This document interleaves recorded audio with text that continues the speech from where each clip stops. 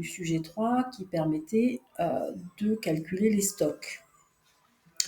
Donc voici le corrigé.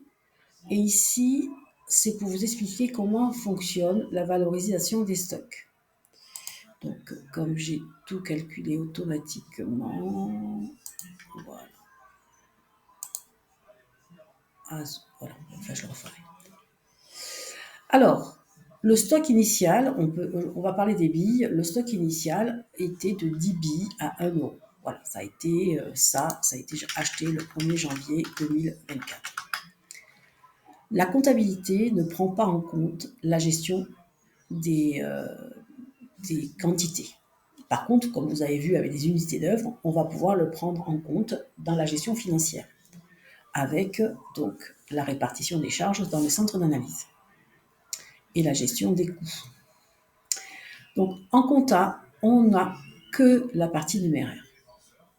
Donc le 1er janvier, j'ai rentré 10 billes à 1 euro. Le 30 janvier, j'ai rentré 20 billes à 1,50 €. Nous sommes d'accord que au 30 janvier,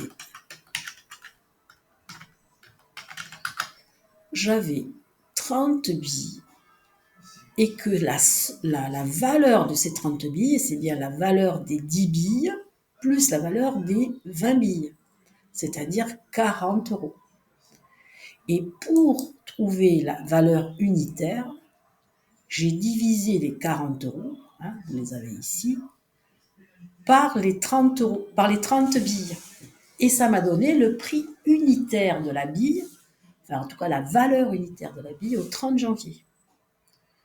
Le 1er février, je sors, comment on appelle ça ? Je sors 20 billes de mon sac, j'ai perdu 20 billes, j'ai joué et j'ai perdu 20 billes. Mes billes, elles avaient une valeur de 1,33.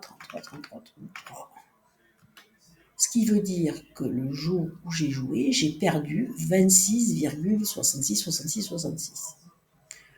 Mon stock au 1er février 2024, il est bien de 30 billes initiales moins 20 billes, donc 10 billes. La valeur, c'était 40 initiales moins les 26,66. La valeur, c'est à 13,33, c'est-à-dire à 1,33. Je vous invite à le réfléchir comme ça, même si à l'évidence, la valeur est la même entre le 30 et le 1er février, parce que rien n'a changé. Mais en s'appliquant à le penser comme ça, on est sûr de jamais faire d'erreur. Le 28 février, j'ai gagné 10 billes. Et les valeurs de ces 10 billes, en fait, je n'ai pas gagné, je les ai achetées. Et les valeurs de ces 10 billes, elles étaient de 75 centimes. Donc, j'ai acheté pour 7,50 €. Le stock au final est bien de 10 billes qui me restaient au 1er février, plus les 10 billes que j'ai achetées au 28 février, j'ai bien 20 billes.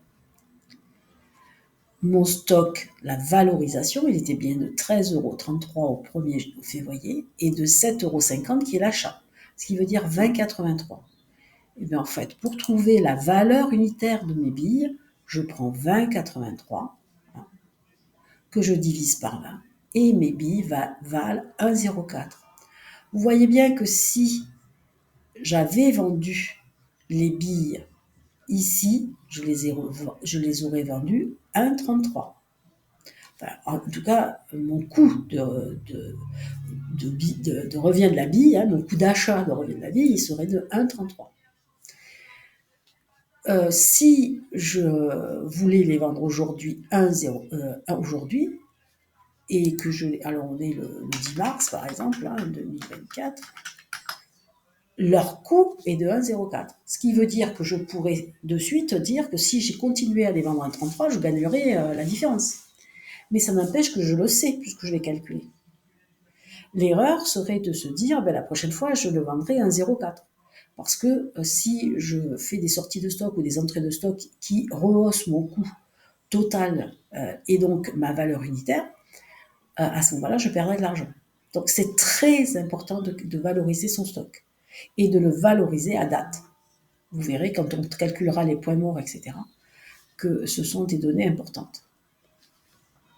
Donc, si vous regardez le tableau, j'avais 510 pièces en stock à 8,50 avec une valeur de 4335. Le 2 janvier, j'ai sorti 150 pièces à 8,60, soit 1290. 510 que j'avais en stock plus 150, ça fait bien 6,60. Donc, de la même façon que j'ai ajouté le nombre de pièces, je vais ajouter les valeurs. 4335 plus 1290, ça fait 5625. Et le coût unitaire moyen, il est 5625 divisé par 6,60. Le 5 janvier, j'ai sorti 230 pièces au prix, je les ai sorties, donc c'est au prix qu'elles étaient initialement, à la dernière unité de stock. Ce qui veut dire que j'ai sorti une valeur de 1960. Donc j'ai bien 660 pièces moins 230 pièces égale 430. De la même façon que j'ai fait 660 moins 230, je vais faire la valeur des 660 moins la valeur des 230 et ça va me donner une valeur totale de 3665. Je calcule et la valeur des pièces est de 8,52, n'a pas changé pour ce calcul-là.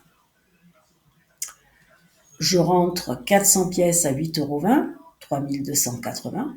Donc j'ai bien 430 de stock initial, auquel je rajoute 400, c'est-à-dire donc 830. Je me retrouve avec 830 pièces de stock en 8 janvier.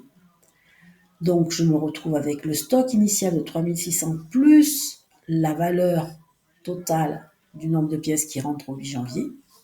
Ça fait 6945. Je divise par 830 et ça me donne la valeur de la pièce à ce moment-là. Donc quand je vais enlever